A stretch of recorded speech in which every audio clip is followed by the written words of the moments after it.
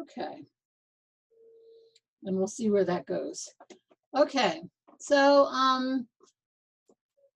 I have a spreadsheet over here that has data from various stations. And I want to maybe go back to the USGS website just to help people who had problems last week with the data. So we'll take a quick look at Google and go to USGS. Hold on.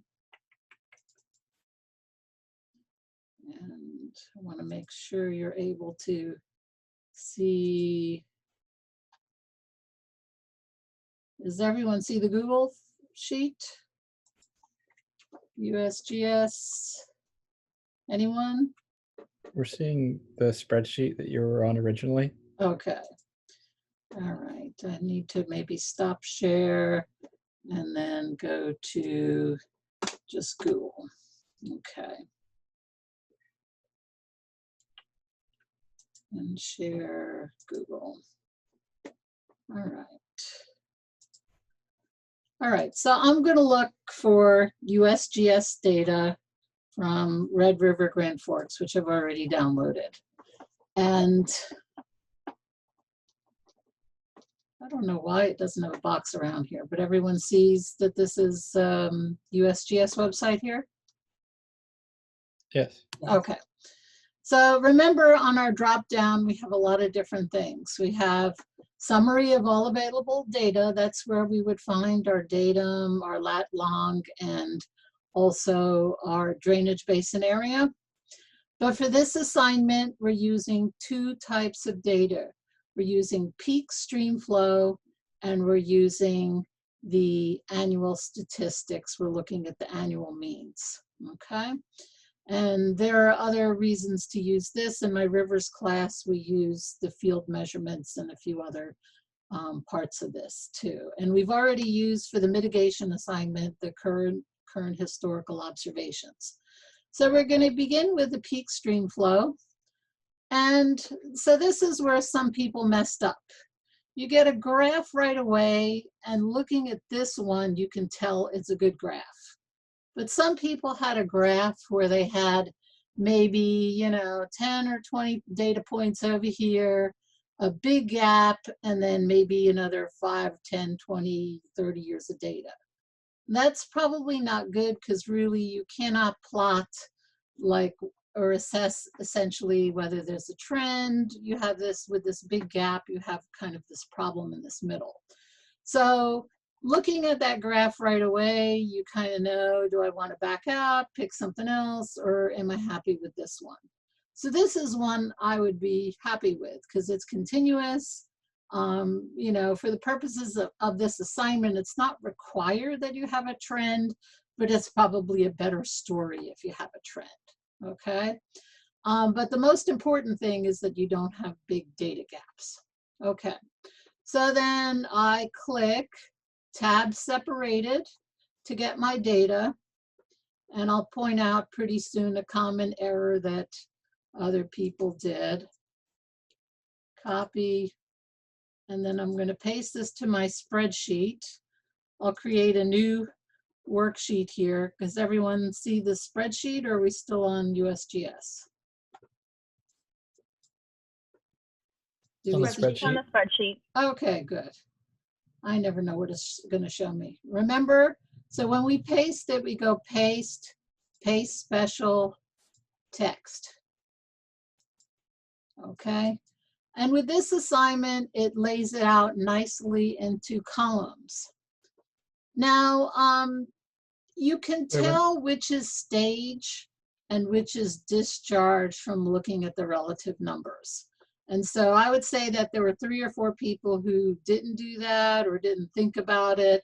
They just plotted, sometimes they plotted discharge. Most people did. I'd say, you know, 90% of the people did.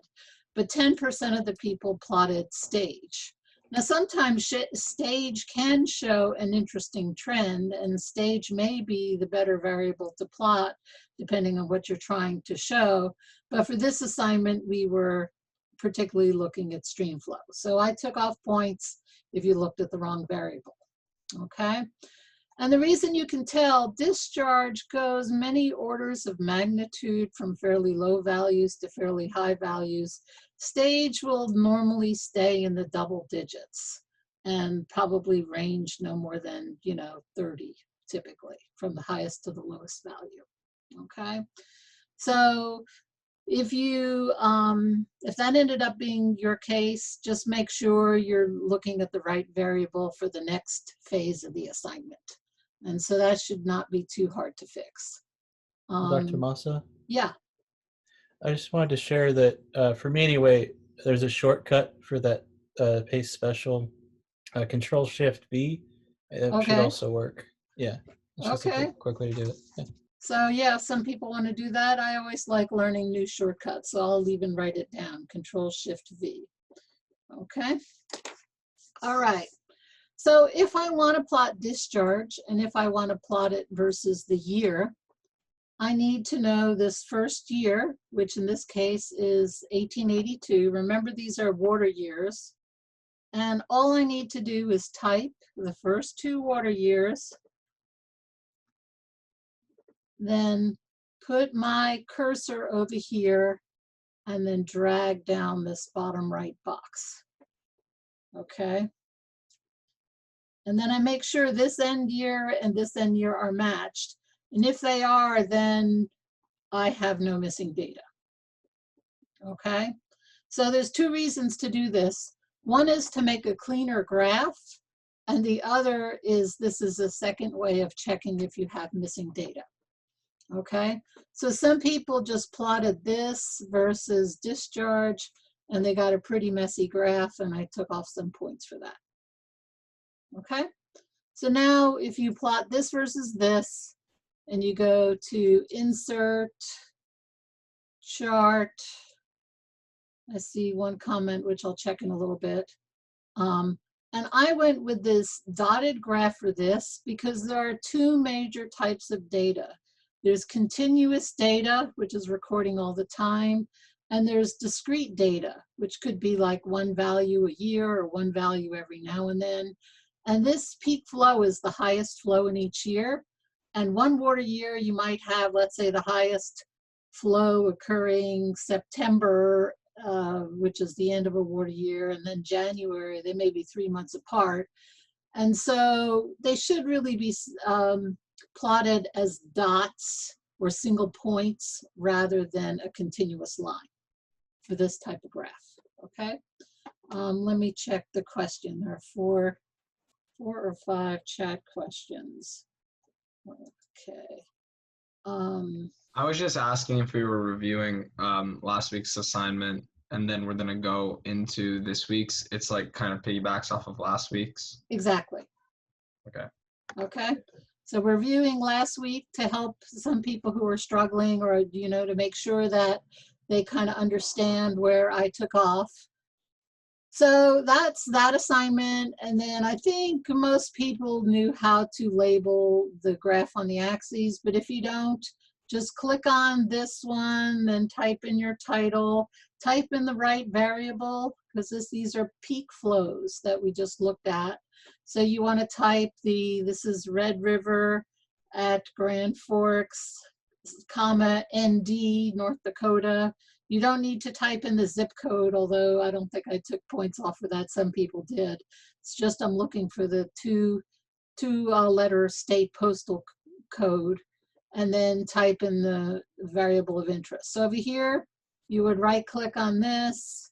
You go to Design, Add Chart Element, Access Titles. And so for the vertical one, you type QCFS, this units. And graphs, you want to have both the variable name and the units. And over here, you type, well, I really need to go here. Axis title, horizontal, and type year.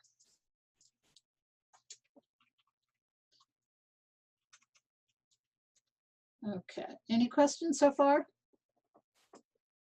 Okay, so same thing for the other one. I'll go back to the same station. Does everyone see the USGS page? Yes. Okay, thank you. All right, so the variable we now go to is annual statistics.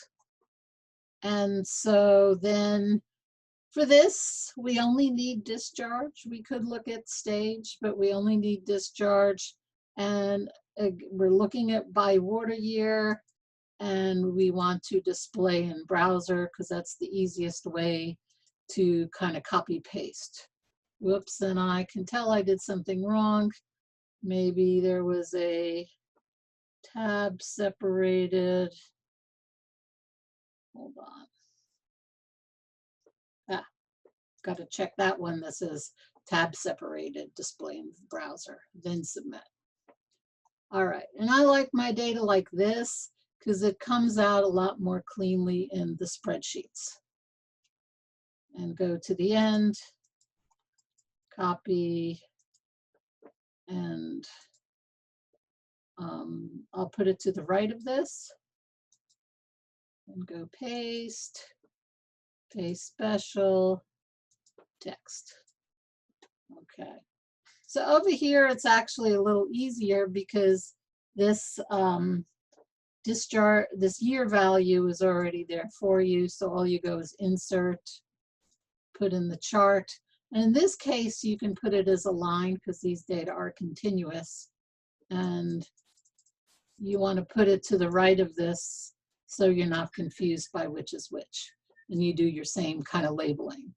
So for both of these graphs, they look interesting because it appears that there's a trend. You may or may not get a trend depending on which location you picked.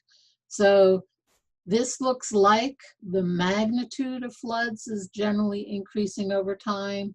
That's what this is showing. And also the magnitude of the average flows is increasing over time. Now, some of you found decreasing over time in the graphs I saw. And decreasing could be due to climate change, but more than likely it's due to some type of human modification, like most likely like a dam or reservoir was put on that dam, and that kind of damps out the floods or the high flows. Okay, so you know, part of what you do in the next phase is you interpret what's happening with your graph. So that's why I wanted to share that. And you can sort of look at your river online and see whether it has dams on it if you have a declining trend. Sometimes a declining trend is also associated with increased water use or consumption. Okay, so those are the two graphs for Red River at Grand Forks, I believe. I'll go back to this one. Yeah, this is the one where they were labeled. So then now we're going to go to the stuff for part 2. Okay, and it looks a little, it looks more complicated, but it's not that bad if you follow the steps. Okay, so what we're going to do is we're going to go back to our data and just take these nice 2 clean columns we had. Okay, and we're going to copy them to a new sheet, which I will call, create a new sheet here. Oops, I've got a lot of new sheets I'm going to show you here that are unlabeled. And I'm just going to paste them over here. Okay, and then I'll also do this with my peak flows.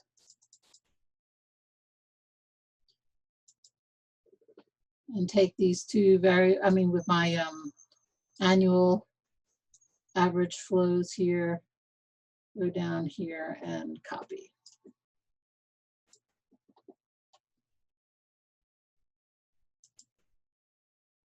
So many different new sheets. Hold on. Okay, must be sheet 5, this one. I'll put this way over, like in,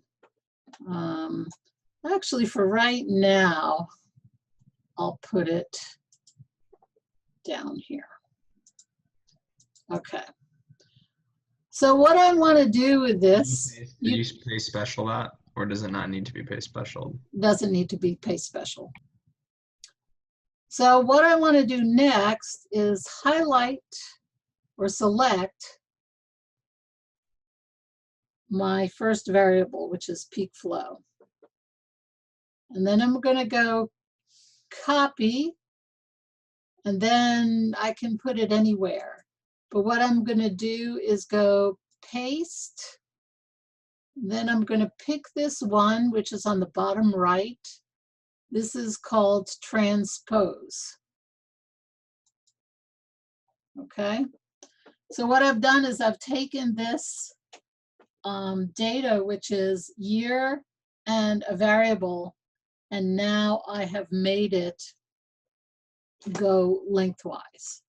So I have the first year here, the first discharge value here, going all the way for the entire data set. Okay. So I don't need, for this assignment, this the year, although you already know it. Okay, so I'm going to delete that right now. And one thing I'm going to do is I'm going to select all of these data. Go all the way over here till my data ends.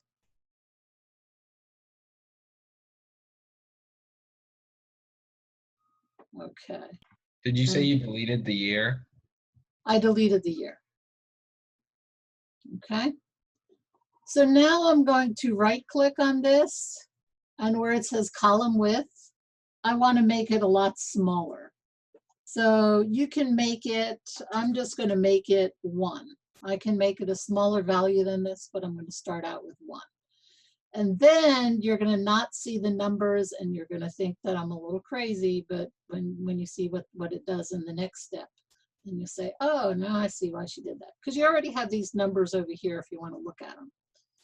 Okay, so what this does is it greatly reduces the width of this data set over here, but not enough, ideally, for this assignment. So I'm going to right click on this selection again and do column width, and let me select something a lot smaller than that. I'm going to select 0.2. Okay, and now all my data are compressed and hidden, but if you select any of these cells over here, you can see that it has a number behind it. Does everyone see that so far? Okay, so now I'm going to widen 2, which is where these data are. Okay, I'm going to select them all from beginning to end. I'm going to go to conditional formatting. And then I want to do, I think this is new rule. I'm going to go with a 3-color scale. We're going to make our lowest values indicate some kind of dryish color. So a dryish color to me is orange. Our midpoint, so this is based on percentiles, is white. And our floods, we want to make a kind of bluish color. So I'll do it like this, and I'll say okay. And lo and behold, we just created this beautiful graph with these Streamflow stripes. Does everyone see that? Can you believe Excel can do that? Okay. Yay, says Trace. Okay, thumbs up.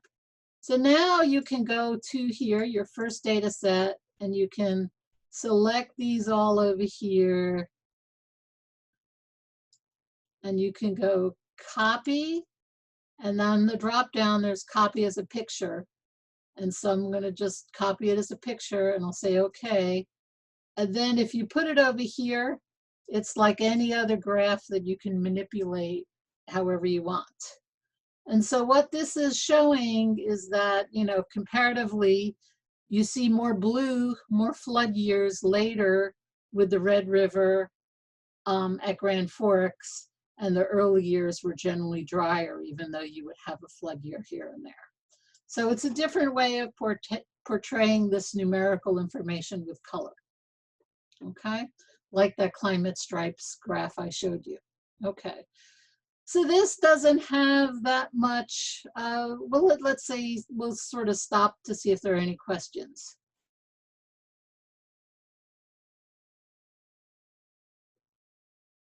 Okay, so I created, and you can ask more questions later.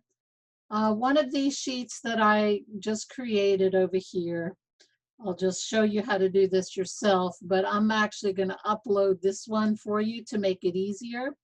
So I'm going to rename this. I'm going to call this black template. Okay. Because when we look at this, I'll call this stripe,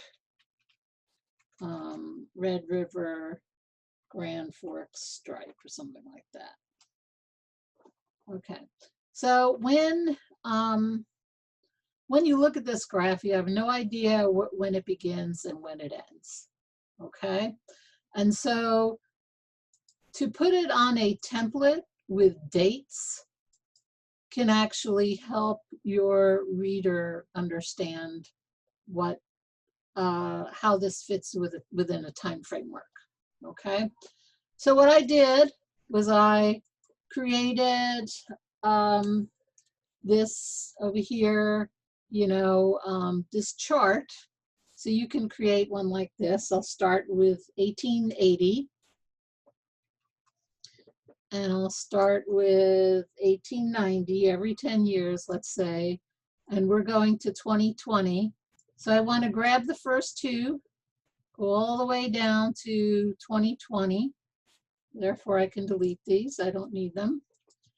Then you can take this, any value you can put in here like this.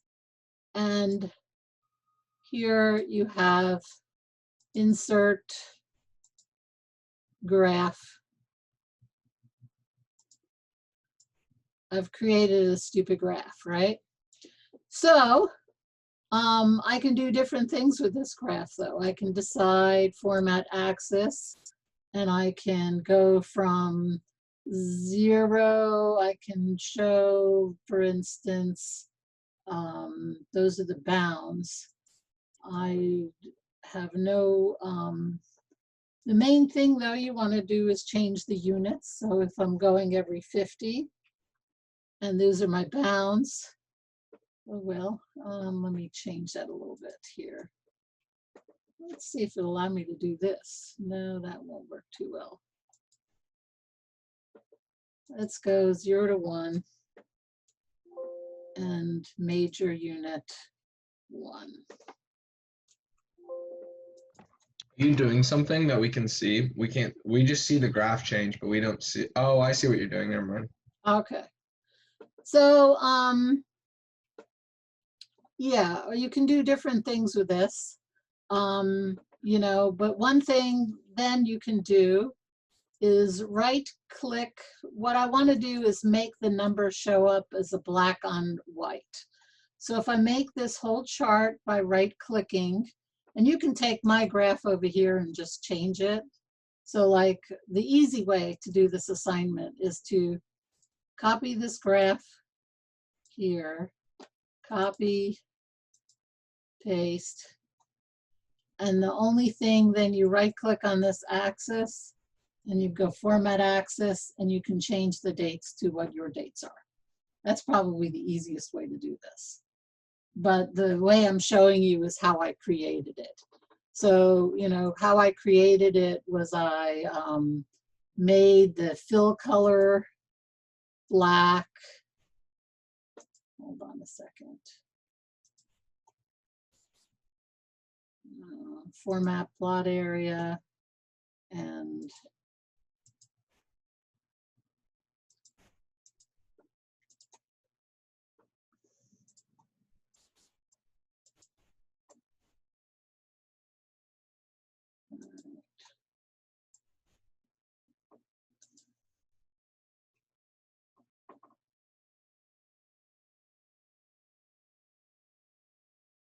Okay, so I want the fill to be solid fill and black. So that's how I made that black.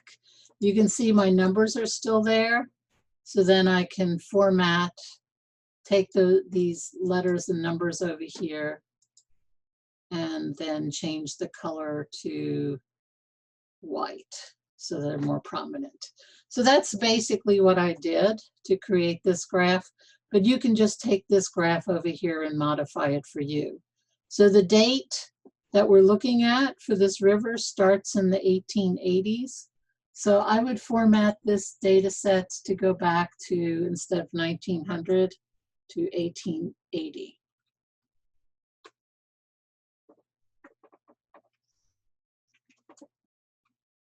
All right. So then it does what I need, and I can copy it and I can put it in the same place with my stripe if I want. And then I can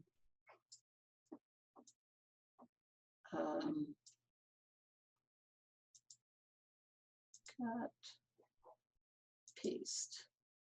I can put my stripe in this template, knowing that it starts at 1882. So I want to give it a little bit of space and goes to 2019. And so my stripe for this river would look like that.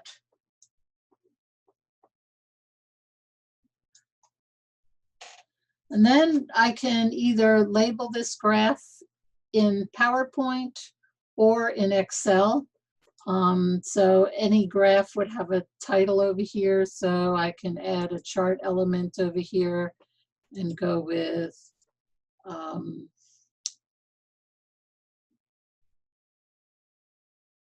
chart title, above chart. You see it's going to come out gray. So, but I'm going to call it Red River at Grand Forks, North Dakota peak flows. And then I can go over here, select this home, and I can make it white. I can make it larger. I can make it bold with that. I also can decide I really don't like these small numbers. I can make this a larger size here.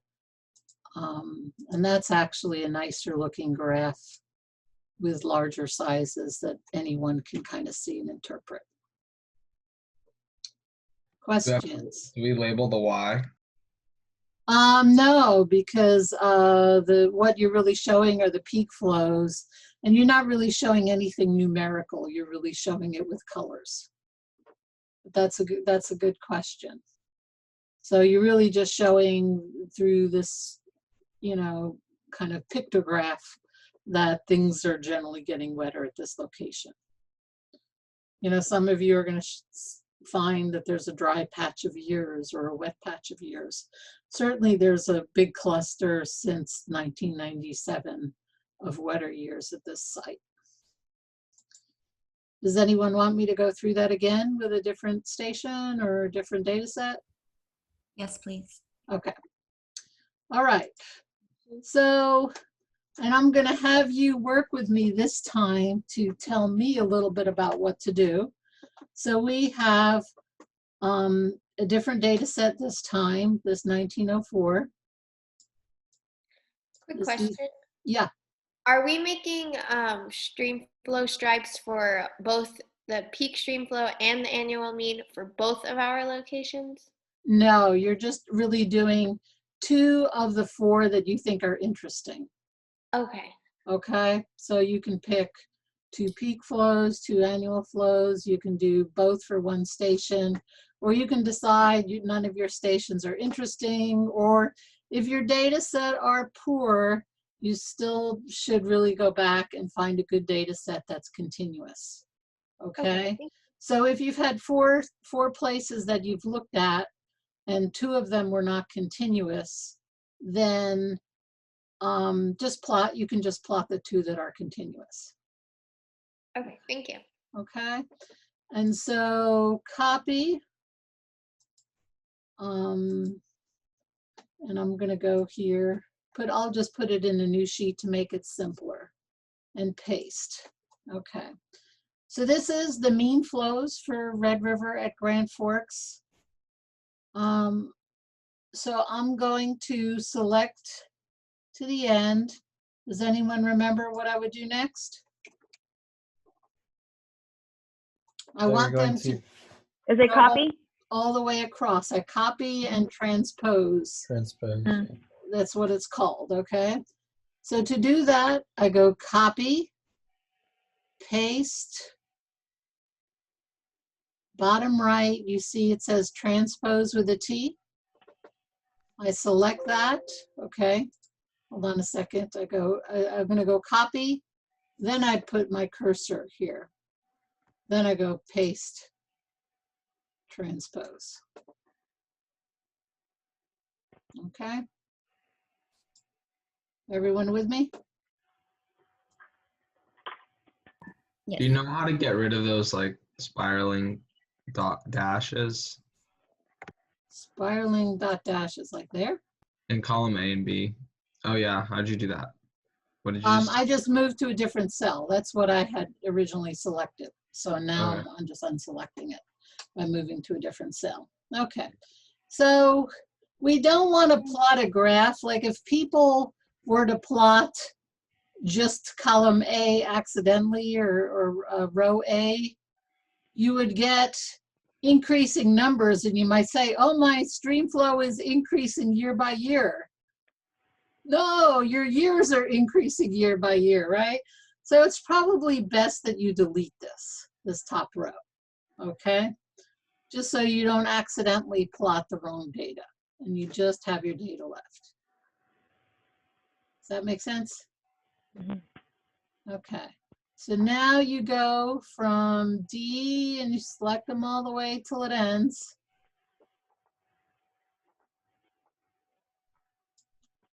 Okay, what am I going to do next?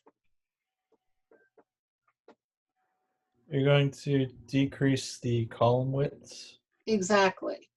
So I do that by right-clicking.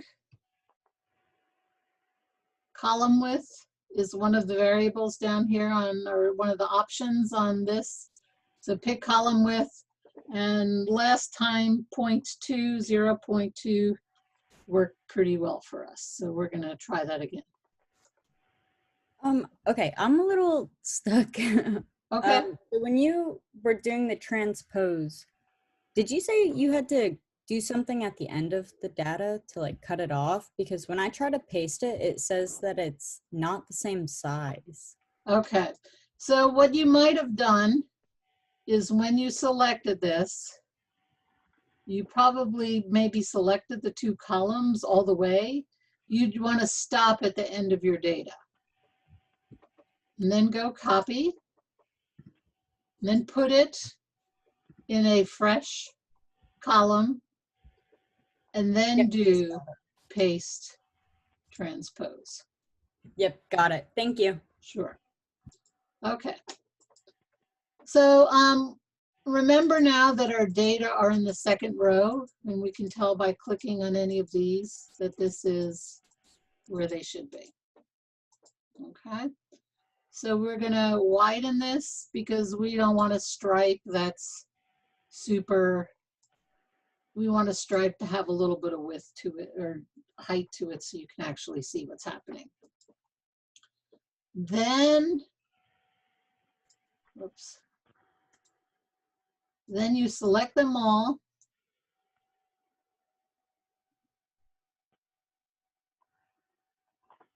And what do you do next? Conditional formatting, new rule. Conditional formatting, new rule. Okay, what do I want to do now? 3 color scale. 3 color scale. Okay, and you know, I'll just be a little different this time and make a traffic light, even though it doesn't make any sense with water, but just to show what different colors would look like. All right, and we'll say Okay, and now I have a traffic light Streamflow stripe. Okay, don't turn in a traffic light Streamflow stripe, though. That looks nice, though. What? So that looks nice, though. It does look nice, and it doesn't really portray water. It might be good to portray. You could use the same steps to portray some other kind of data set. Like, let's say you were in economics and you were trying to have some months where you were in the green and your cash flow was going pretty good, and some other years or months where you were in the red. This would be great for that, you know? So I think the color scheme should relate to the kind of data you're trying to show. So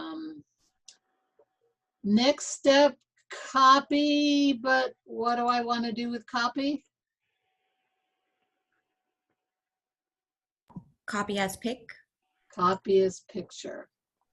Say okay, put it over here. And that gives me the power to change the size or appearance of it. Okay. And then I want to put it on some kind of legend. And I'm going to upload this spreadsheet because it already has a template that you can work with.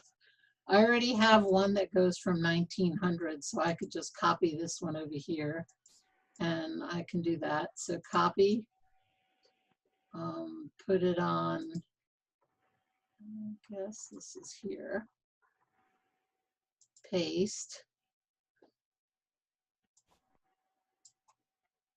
And remember, you know, just because your numbers are small here, you want to make it, you're doing science communications. You want to make it that people can see and understand what your dates and numbers are.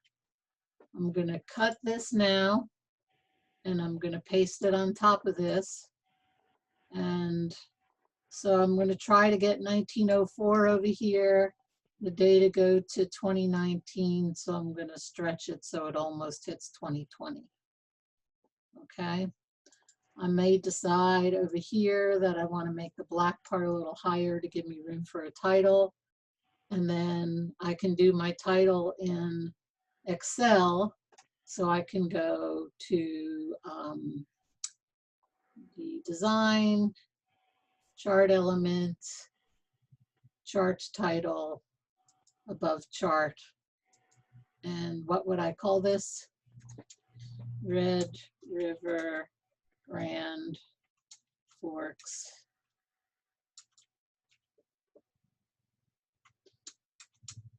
North Dakota mean annual flows. So the color scheme I chose was kind of goofy, but if you know that red is dry and green is wetter, what's happening here to mean annual flows? Appears to be increasing over time.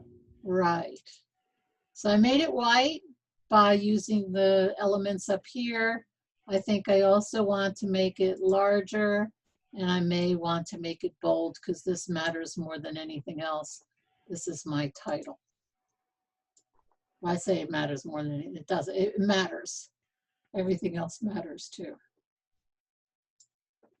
Questions? Do people think you can do this, or? Could you demonstrate how to change the dates again, please? Sure. So in this thing called Black Template, this is a template I created, and I started to create another one just to show you how to do it.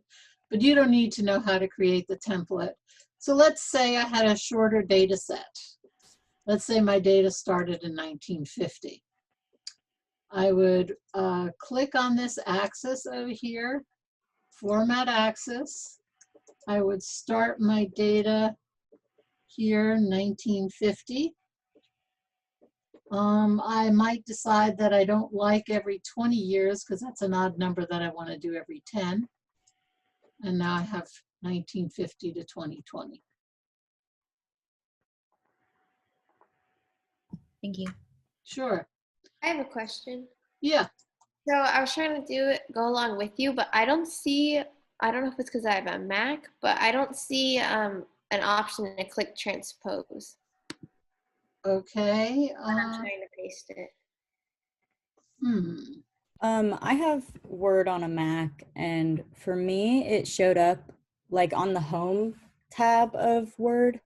If you go on the little arrow next to paste, if you have something copied with it, it should have like a big list of stuff that you can do. And I think transpose. I only have keep text only or paste special, and then when I hit paste special, it only gives me a couple options, and transpose isn't one of them. Okay. Now, are you using Office 365? That's a good question. Honestly, I'm not sure. Okay. So I sent an email earlier that there's like 3 or 4 different ways to use Office 365. And this is part of what your tuition and fees cover, is UF's computer resources. So in Canvas, there's a link to Office 365. I don't know how well that works because I've actually never used it. But all UF students, if you look at my announcements, have access to something called UF Apps. So this is one way you can access, you know, at least 50, maybe 100 different kinds of software, including Office 365.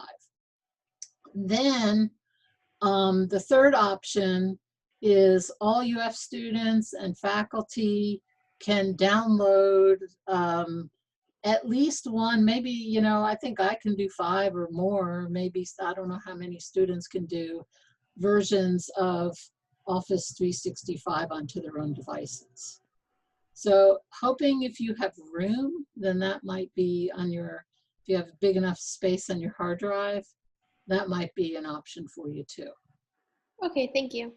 So, but yeah, I don't know, I don't use Macs very much, but maybe if, you know, some people want to go in a Mac help group that you can help each other, breakout group, we can do that. If anyone wants to do that.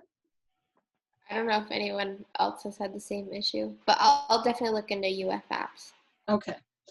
All right. So my suggestion is now that you maybe can work on your own with this. If you want to do it in kind of small breakout groups where you can help each other and come back in the main room for any questions or help. Or if you have any questions on your first part of your assignment, then I'm here for you too. And if you feel like you got it, you know it well enough, you can just leave and you can, you know, just, and I'll send an announcement about what's due for next week. I have a question. Where can we download this template that has like the black graph? So Yeah. I'm going to upload this and put it in assignment resources for you at the end of class. Okay. So I created this, but I just need to upload, you know, depending on how many people have questions for me, I might do it before the end of class. So it's just a question of how busy I am between now and then. Will this lecture also be in assignment resources so we can look over it? So this is a problem. I am again at 98% full in Canvas because of all the stuff that's space that's been taken up by videos and different things. I've already cleaned it up some. So I have to figure out a way to share it, and I will try to do that. So I'm going to do stop recording.